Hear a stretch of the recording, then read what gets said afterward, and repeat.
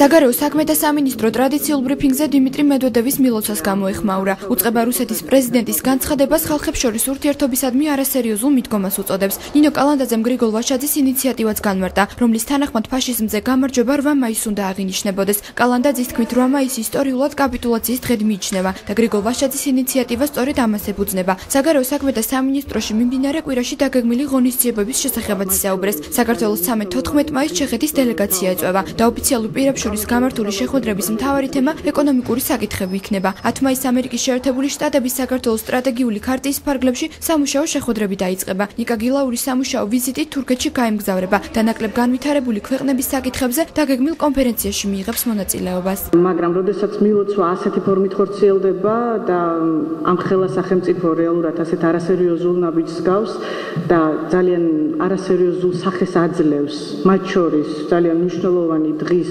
თაობაზე კომენტარს და შეფასებასაც კი რასაკვირველი ალბათ მე ვარაუდობ რომ სწორედ ამით იყო გამოწვეული საქართველოს მინისტრის გაღიზიანება და მისი რეჟიმის შესაბამისი შეფასება.